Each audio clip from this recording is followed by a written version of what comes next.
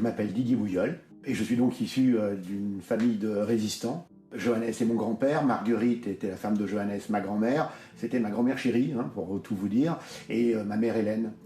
Johannes et Marguerite n'avaient qu'un seul enfant, ma mère Hélène. J'ai été particulièrement bercé dans l'esprit de cette résistance, de ce que mes grands-parents avaient réalisé pendant la guerre, même s'ils étaient vraiment très discrets, et que j'ai appris les choses petit à petit avec le temps.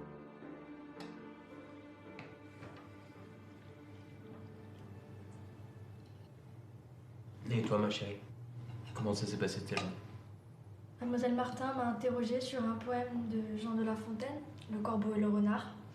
Je crois avoir sauté quelques syllabes et oublié de faire quelques liaisons, mais elle m'a tout de même donné un bon point. Après avoir évalué la classe, nous avons révisé nos règles de multiplication, puis nous avons fait des exercices. Tu as de la chance d'être passé entre les mailles du filet. Je tâcherai de t'interroger plus longtemps la prochaine fois. Mon grand-père avait donc des engagements syndicaux soutenus par ma grand-mère bien évidemment. Cet engagement politique l'a effectivement amené à prendre des décisions contre le régime de Vichy. Vichy voit ça d'un très mauvais œil.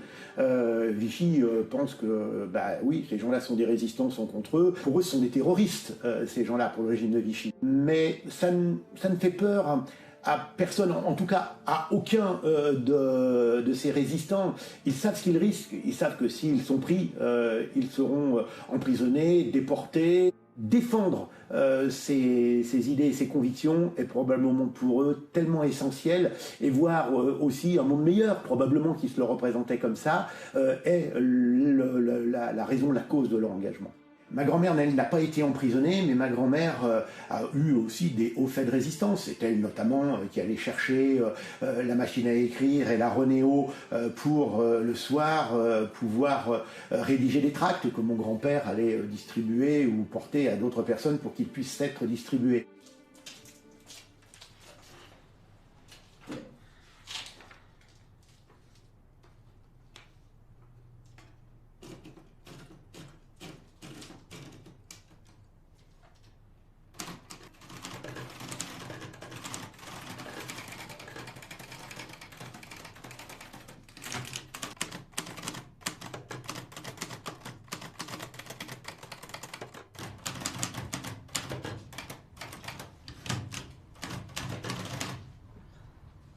Tu penses avoir bientôt terminé? J'en fais juste une dernière.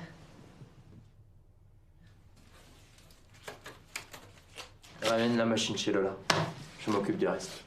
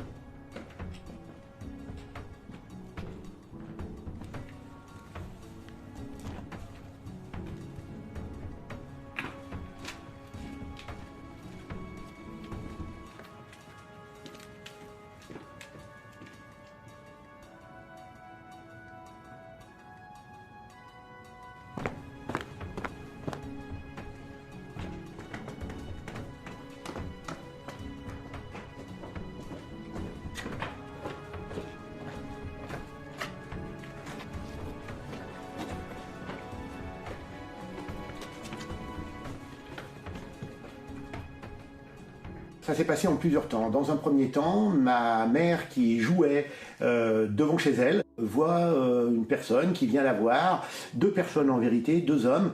On avait toujours dit à ma mère, si un jour quelqu'un te demande où est ton père, tu dis que tu sais pas. Sauf qu'une enfant de 7 ans, quand on lui pose cette question, elle fait pas le lien entre les deux. Et quand mon grand-père était à quelques dizaines de mètres de chez ses propres parents, eh bien, il a été arrêté par deux des policiers de Vichy. Il a été malmené et l'arrestation a dû être effectivement très, très musclée. À côté de ça, nous savons par un certain nombre de procès-verbaux qu'ils avaient déjà beaucoup d'éléments possédés sur les activités de mon grand-père.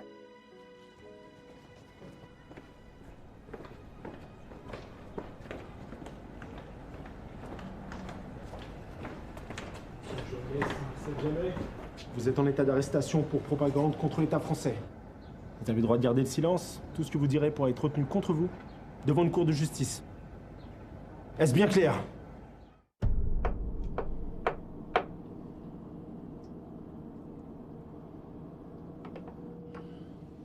Bon. Écoutez-moi bien, monsieur Jamais. Inutile de nier les faits, puisque nous savons que c'est vous le coupable. Quelqu'un vous a dénoncé. Avouez!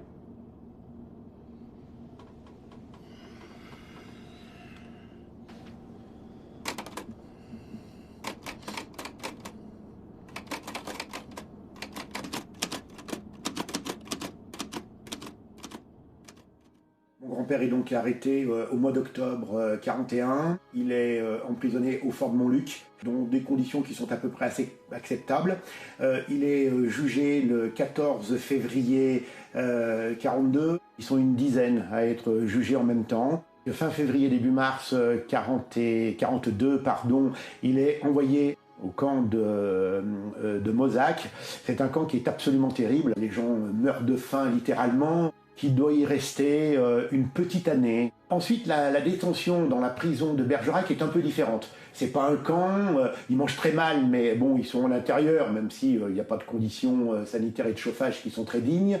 Ils se voient peu, ils sont enfermés 24 heures sur 24, de temps en temps, il y a des temps collectifs, mais très peu.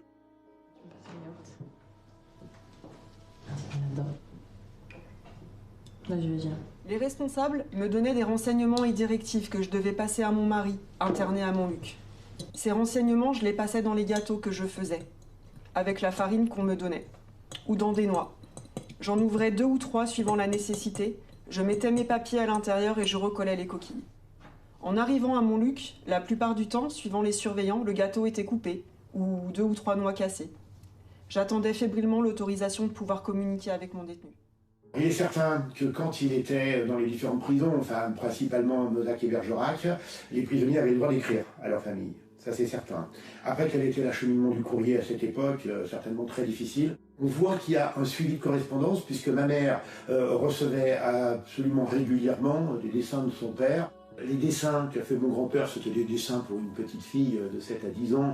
Donc c'est les 3 petits cochons, c'est le grand méchant loup. Je suppose que ma grand-mère devait lui envoyer assez régulièrement des crayons de couleur. Je sais aussi de source sûre que la totalité des envois des prisonniers faisait l'objet d'un contrôle. Il y avait une censure là-dessus.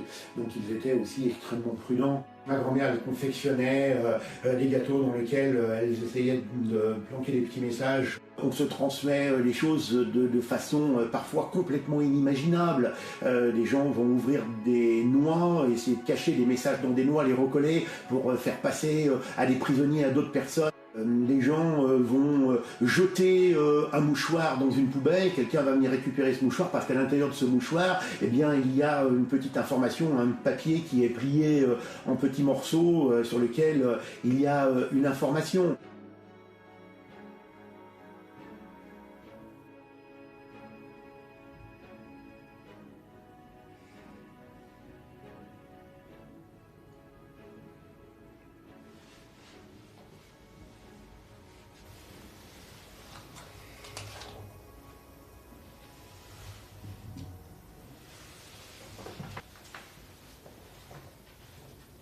Reçois, ma chère petite Pépé, à l'occasion de la nouvelle année, les meilleurs vœux de santé de ton papa bien-aimé. Comme l'année passée, reste sage, amuse-toi bien, c'est ton âge. En classe, sois docile et obéissante, pour être plus tard plus savante. Embrasse bien maman pour moi, car je pense souvent à elle et à toi. Peut-être que cette année, papa ira nous retrouver. Bonne année, petite Pépé, reçois les meilleurs baisers de ton petit père prisonnier. Alors, nous sommes exactement à l'endroit où se situait la prison militaire de Paris repliée à Mozac. Les conditions étaient vraiment terribles. Tous ceux qui sont passés par là évoquent des problèmes de nourriture, d'alimentation. Il y a des récits assez poignants de gens qui expliquent que quand arrivaient, par exemple, les légumes qui étaient livrés, certains détenus essayaient d'accéder à la carriole chargée de légumes Et ils se disputaient pour arracher quelques légumes qu'ils mangeaient crus. Certains essayaient d'arroser le sol, et puis avec un verre de taper sur le sol, paraît-il que ça ferait remonter des vers de terre. Et dès que le ver remontait, ils s'en saisissaient et le mangeaient. Il y avait des parloirs. La famille pouvait les visiter, alors c'était également très réglementé. Ils ne pouvaient pas se toucher, ils pouvaient juste échanger, se parler. Et ils ne pouvaient pas échanger non plus d'objets, ils étaient vraiment surveillés de près. Ils avaient une activité culturelle, ils ne voulaient pas que le temps et l'ennui ne jouent sur leur morale. Nous sommes donc le 30 juillet 1944 et quelques jours auparavant a été élaboré un plan par les responsables francs-tireurs et partisans de libération des prisonniers politiques de la prison de Bergerac. L'opération d'évasion qui est organisée donc par les FTP est assez audacieuse. Elle a été organisée en très peu de temps. Des contacts avaient été pris avec des gardiens et donc qui étaient donc au courant de cette action. Au moment de la tombée de la nuit, les portes de la prison sont ouvertes par un gardien et là, une colonne de 87 prisonniers va être guidée après un cours d'eau, un petit cours d'eau, un ruisseau qui s'appelle le Codo. Et là, des camions de maquisards les attendent pour pouvoir les charger sur les véhicules et les ramener au camp de Virolles. Parmi ces 87 prisonniers se trouve Johannes Jamet, qui va devenir responsable d'une centaine d'hommes assez rapidement au moment de la libération de la Dordogne.